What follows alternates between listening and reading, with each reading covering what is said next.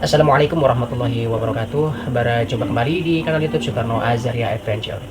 Alhamdulillah ya, di kesempatan kali ini saya akan mengangkat sebuah kasus yang terjadi di Sumatera Barat, tepatnya itu di Kota Padang ya.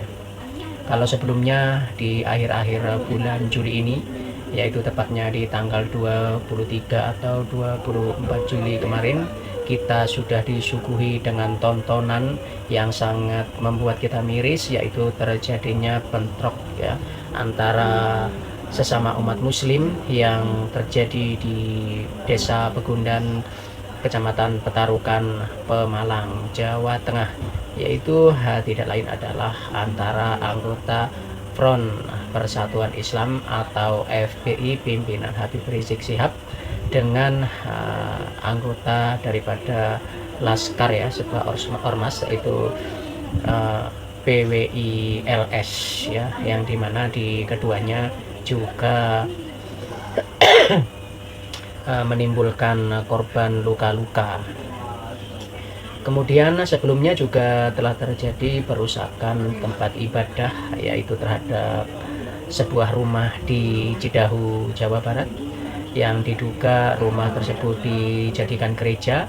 Dan kali ini terjadi lagi perusakan di Sumatera Barat, di Padang, yaitu di sore hari ya, kalau tidak salah itu terjadi perusakan yang dimana ini rumah tersebut adalah statusnya itu, kalau dari beritanya itu adalah rumah sewa ya, akan tetapi disalahgunakan untuk kegiatan rumah ibadah, yaitu rumah doa.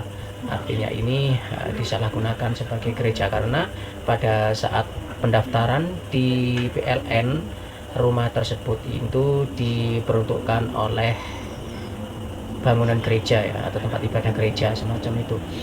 Dan polisi hingga kini telah menangkap 9 pelaku perusakan tersebut berdasarkan dari video yang beredar di media sosial. Mari kita simak beritanya berikut ini. Polisi menangkap 9 terduga pelaku perusakan rumah doa yang berlokasi di Kelurahan Padang Sarai, Kecamatan Koto Tengah, Padang, Sumatera Barat. Rumah tersebut sebelumnya dijadikan sebagai tempat pendidikan agama bagi siswa Kristen milik Jemaat Gereja Kristen Setia Indonesia. Wakapolda Sumbar Brigjen Pol Solihin mengatakan, penangkapan terduga pelaku dilakukan berdasarkan sejumlah video yang beredar di media sosial. Ia memastikan situasi rumah doa yang dirusak kini telah aman. Solihin meminta masyarakat agar tidak gegabah dalam menyikapi sesuatu, karena setiap tindakan anarkis dapat dikenakan hukum.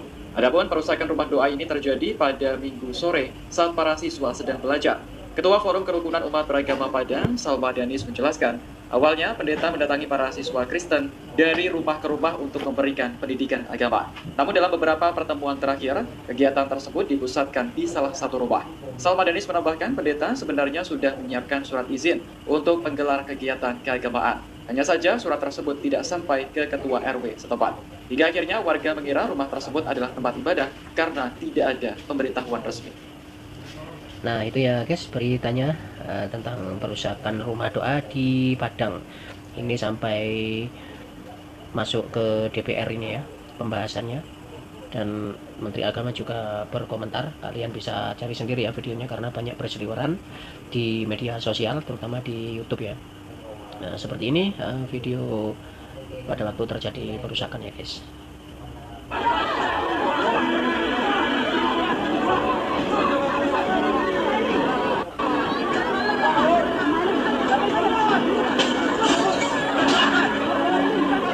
Terdengar suara kaca dipecahkan ya. Nah itu ya, jelas sekali ya.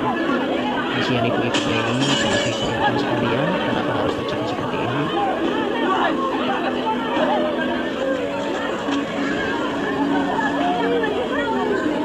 Ini kasihan anak-anaknya ya guys, karena ini bisa mempengaruhi psikologis mereka ya. Karena mereka itu taunya di sini kan untuk beribadah kepada Tuhan mereka. Akan tetapi dengan tiba-tiba ada sekelompok orang dewasa yang berbuat anarkis di depan mereka ya. Sungguh kasihan.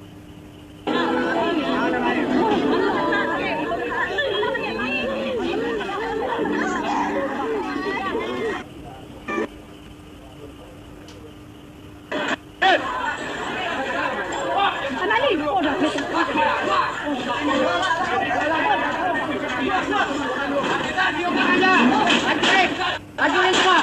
Hancurin!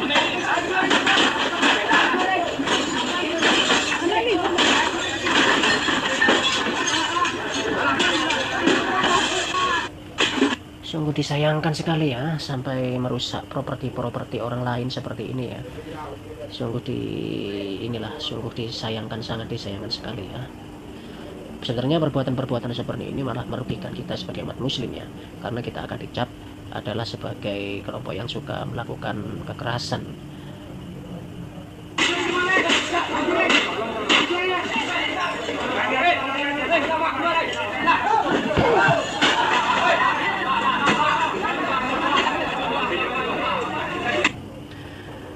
Kemudian di dalam masyarakat Padang itu sendiri sebenarnya ada semboyan yang sangat terkenal ya, yang sering kita dengar lah ya, seperti itu.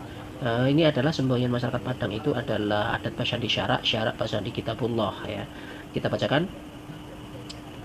Semboyan masyarakat Padang khususnya masyarakat Minangkabau adalah adat basyadi syarak basyadi kitabullah, yang berarti adat bersendi pada syariat bersendi pada kitabullah Al-Quran. Semboyan ini menjadi landasan filosofi hidup orang Minang yang mengintegrasikan nilai-nilai adat dengan ajaran Islam.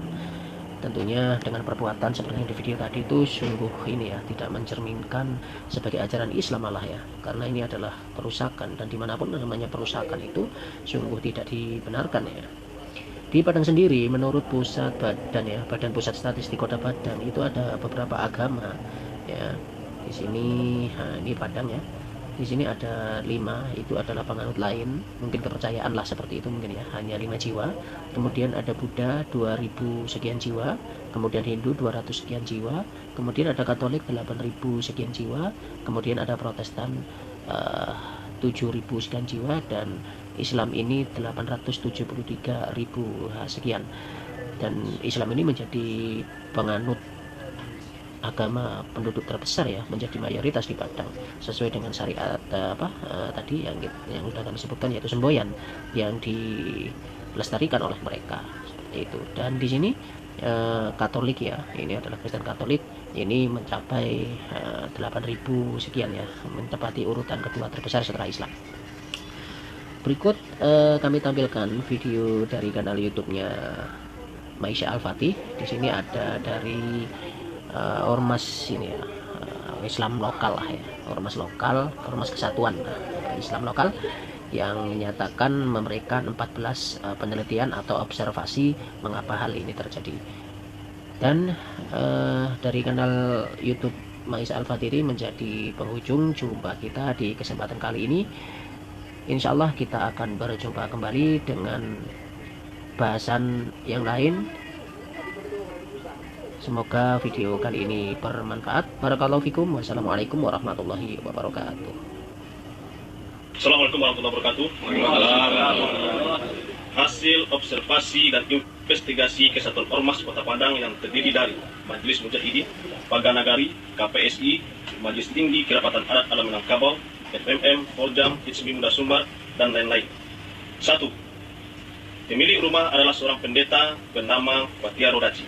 Jadi yang pertama teman-teman, dari hasil observasi teman-teman di lapangan, ternyata itu bukanlah sebuah gereja, tapi hanyalah sebuah rumah penduduk teman-teman. Sebuah rumah yang mungkin dikontrakkan kepada seorang pendeta atau memang dibangun atas kepemilikan pribadi, tapi yang jelas itu bukanlah gereja, tetapi adalah kediaman pribadi seorang pendeta. 2. Kegiatan di tempat tersebut meresahkan warga sekitar karena dinilai gereja liar. 3. Izin pendirian rumah tersebut diketahui warga adalah sebagai rumah pribadi atau tempat tinggal. Dari hasil observasi di lapangan teman-teman, bangunan ini ternyata bukanlah gereja. Dan kalaupun harus dikatakan ini adalah sebuah gereja, maka ini artinya adalah gereja liar, karena tidak ada izinnya. Bangunan ini izinnya adalah bangunan rumah penduduk, rumah biasa. Tetapi dilakukan aktivitas seperti gereja, dan yang kita ketahui teman-teman, jemaahnya pun bukan dari masyarakat setempat. 4. Pemilik rumah tidak tinggal di Parangsarai, serta jemaahnya juga dibawa dari luar Parangsarai. Ini gimana ceritanya teman-teman? Coba teman-teman bayangkan, di sebuah perkampungan yang mayoritas masyarakatnya beragama Muslim, orang Islam, lalu ada bangunan yang nggak jelas, nggak ada surat izin sebagai gerejanya, itu hanyalah rumah penduduk, lalu dilakukan aktivitas gereja di dalamnya teman-teman. Dan jemaahnya bukan jemaah dari masyarakat sekitar, bukan, tetapi jemaahnya juga orang-orang luar teman-teman. Didatangkan jemaahnya di tengah perkampungan umat Islam. 5. Di Padang Sarai hanya ada dua agama warga, yaitu Islam dan Kristen. Kristen terbagi pada 3 sekte, Katolik, HKBP, dan BNKP. Sementara GKSI tidak punya jemaat di Padang Sarai. 6. Warga 4 agama tersebut sudah sangat resah dengan keberadaan serta aktivitas GKSI yang digerakkan oleh pendeta Patiro Daci semenjak Februari 2025. Jadi, bangunan yang dihancurkan yang menjadi luapan amarah dari warga sekitar tadi, teman-teman, adalah bangunannya umat Kristen GKSI. GKSI, teman-teman. Jadi umat Kristen lainnya juga resah ternyata. Ternyata bukan hanya umat Islam saja yang resah, tetapi umat Kristen lainnya juga resah dengan aktivitas yang diklaim sebagai gereja GKSI tersebut. 7. Penyebab kisruh adanya unsur provokator dari pihak jemaat Patiro Daci yang mengajak warga sekitar perang Islam vs Kristen sehingga memancing reaksi warga sekitar. Ternyata ini pemicunya, teman-teman. Ternyata inilah pemicu utama yang menyebabkan masyarakat Padang Sarai yang mayoritas umat Islam menjadi marah. Coba teman-teman bayangkan, di tengah perkampungan Muslim, mayoritas penduduknya beragama Islam, ada sebuah bangunan yang tidak ada surat izin sebagai gereja di sana, teman-teman. Nih, di tengah perkampungan umat Islam ini, ada sebuah bangunan yang nggak jelas, yang tidak ada izinnya sebagai gereja, lalu digunakan aktivitas sebagai gereja. Jemaahnya didatangkan orang-orang dari luar wilayah. Apa yang terjadi? Dan nggak tahu apa penyebabnya, teman-teman. Sampai dikatakan oleh hasil observasi tadi, jemaah itu, teman-teman, jemaah Kristen tersebut sampai nantangin perang umat Islam di tengah perkampungan umat Islam. 8. Sebaiknya gereja liar tersebut segera ditutup karena meresahkan warga setempat. Selama ini 4 agama hidup rukun dan damai puluhan tahun. Apalagi orang Padang, teman-teman. Orang Padang terkenal dengan keramah tamahannya, terkenal dengan toleransinya. Tidak mungkin mereka, teman-teman, melakukan sesuatu hal yang konyol kalau tidak ada yang memicunya. Pasti ada pemicunya. 9. Warga mengetahui rumah itu sebagai gereja dari petugas PLN yang menerima permohonan atas nama gereja untuk menaikkan daya PLN. 10. Kami atas nama warga masyarakat meminta kepada pihak berwajib agar segera membebaskan warga Padang Sarai yang sedang ditahan. 11. Kami meminta kepada aparat penegak hukum agar menindak tegas pendeta Patiro Daci serta jemaatnya yang menjadi provokator, perusak kedamaian warga Padang Sarai dan perusak citra serta wibawa ranah Minang, Sumatera Barat. Atas nama orang Minang, masyarakat Sumatera Barat tidak akan tinggal diam terhadap siapapun yang mengganggu kedamaian dan ketentraman di Sumatera Barat. 13. Kepada para pihak yang di luar Sumatera Barat agar tidak menyulut fitnah dan mengeruhkan suasana Sumbar yang hidup rukun dan damai dengan beda suku serta beda agama. 14. Kepada pemerintah agar bersikap bijak, adil dan mendengarkan suara rakyat serta masyarakat bawah. Demikianlah hasil observasi dan investigasi ini kami sampaikan agar kekeruhan dan fitnah selesai tanpa masalah berikutnya. Takbir! Allahu Akbar! Takbir! Allahu Akbar! Takbir! Allahu Akbar! Padang, 28 Juli 2025. Kesatuan Ormas Kota Padang. Assalamualaikum warahmatullahi wabarakatuh.